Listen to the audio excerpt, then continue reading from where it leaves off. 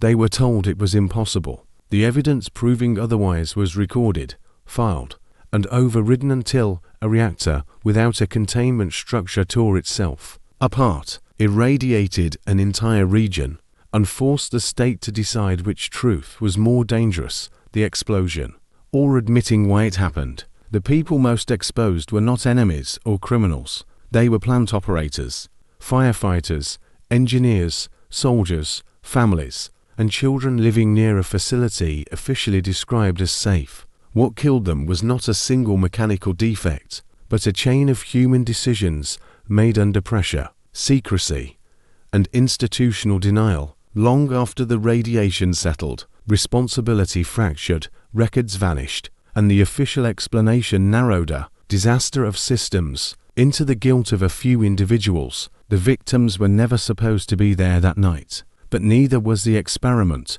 that placed them in danger. Reactor number 4 was one of several RBMK units operating at the site. The RBMK design was favored for its efficiency and its ability to be refueled while running, but it carried known structural weaknesses. It lacked a full containment building. Its graphite moderator and water coolant created a positive void coefficient, meaning that under certain conditions, a loss of coolant could increase reactivity instead of reducing it. These characteristics were documented internally, discussed in technical circles, and largely absent from operator training. Reactor number 4 was one of several RBMK units operating at the site. The RBMK design was favored for its efficiency and its ability to be refueled while running, but it carried known structural weaknesses. It lacked a full containment building. Its graphite moderator and water coolant created a positive void coefficient, meaning that under certain conditions, a loss of coolant could increase reactivity instead of reducing it. These characteristics were documented internally, discussed in technical circles, and largely absent from operator training. The test that triggered the disaster was not unusual in purpose. Engineers wanted to know whether the turbine's residual momentum could provide enough electricity to power emergency systems during a loss of external power. The test had been attempted before and failed. It was scheduled during a routine shutdown. What changed was how long the reactor was forced to operate at unstable low power, and how many safeguards were disabled to keep the test alive. At that point, the reactor was operating in a state it was never meant to sustain. The combination of low power, high instability, and disabled protections created conditions where even routine adjustments carried extreme risk. When the test began, steam voids formed rapidly. The reactor's design caused reactivity to spike. Operators pressed the emergency shutdown button, believing it would insert control rods and halt the reaction. It did the opposite. The control rod's design included graphite tips that initially displaced neutron-absorbing coolant with neutron-moderating graphite. For a fraction of a second, reactivity surged instead of dropping. That fraction was enough. Power output increased to many times the reactor's maximum rating. Fuel channels ruptured. Water flashed into steam. The first explosion blew the reactor apart. A second, more powerful blast followed, ejecting the reactor core and exposing burning graphite to the open air. There was no containment to stop it. Plant workers in the control room did not immediately understand what had happened. Instruments failed, sensors maxed out or went dead. Some operators believed the reactor was intact and that the explosion came from auxiliary systems. Supervisors ordered staff to pump water into a reactor that no longer existed. This decision exposed more workers to lethal doses of radiation within minutes. Firefighters were dispatched to extinguish what they believed were electrical and roof fires. None were informed they were responding to an open nuclear reactor. They climbed onto debris, handled burning graphite, and inhaled radioactive smoke. Protective gear offered no defense against gamma radiation. Many received fatal doses before sunrise. Evacuation of nearby residents was delayed. Officials hesitated to acknowledge the scale of the event. Radiation monitoring equipment was scarce or improperly calibrated. When elevated readings appeared, they were dismissed as instrument error. Residents went about their routines while radioactive iodine and cesium settled into soil, water, and lungs. The first large-scale response came not from civilian authorities, but from the military. Soldiers were mobilized to contain the reactor, decontaminate the area, and construct a barrier over the destroyed core. These liquidators worked under extreme exposure, often with minimal information about risks. Some were sent onto the reactor roof for seconds at a time to clear debris to radioactive, for machines to handle. Dosimeters were unreliable. Records of individual exposure were incomplete or lost. Hospitals treating the injured faced conditions they were unprepared for.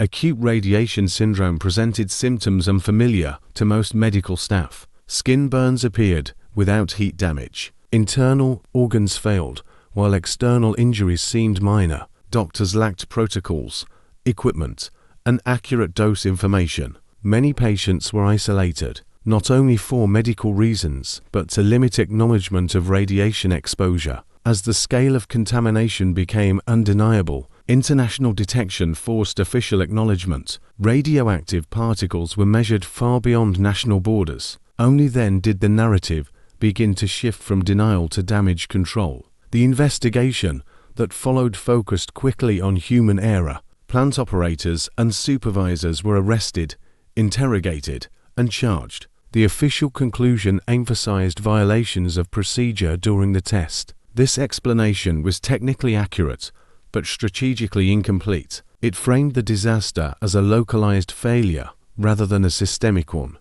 Evidence pointing to design flaws was minimized or classified. The positive void coefficient was not disclosed to operators before the accident. The control rod design defect was known to engineers and regulators, but absent from training materials. Safety systems could be disabled too easily. The lack of a containment structure was a political and economic decision, not a technical oversight. Internal reports acknowledged these issues, but public proceedings emphasized individual responsibility. Several officials were convicted and sentenced to labor camps. Their guilt was real, but it was not exclusive. Media coverage within the state was tightly controlled. Early reports downplayed casualties and contamination. International media, operating with limited access, relied on satellite imagery, whistleblowers, and leaked data. Conflicting narratives emerged, creating confusion about death tolls, exposure levels,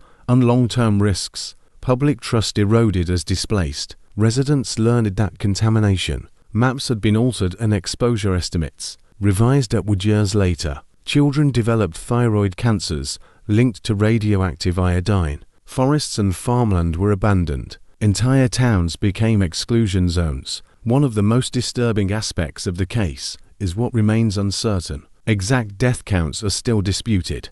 Official figures list dozens of immediate fatalities, while independent studies estimate thousands of long-term cancer deaths. Attribution is complicated by latency periods, migration, and incomplete records. Another unresolved issue is decision-making authority. Who had the power to abort the test? Who authorized disabling safety systems? Testimony suggests that responsibility was diffused across shifts, departments, and ministries. Each actor operated within a structure that discouraged refusal and rewarded compliance. There is also the question of prior knowledge. How many officials understood the full risk profile of the RBMK design? Documents indicate that similar instability had occurred in earlier incidents. Without catastrophic outcomes, these near misses reinforced confidence instead of prompting redesign. Warnings circulated, but were diluted as they moved upward. The disaster forced changes that could have come earlier. Reactor designs were modified.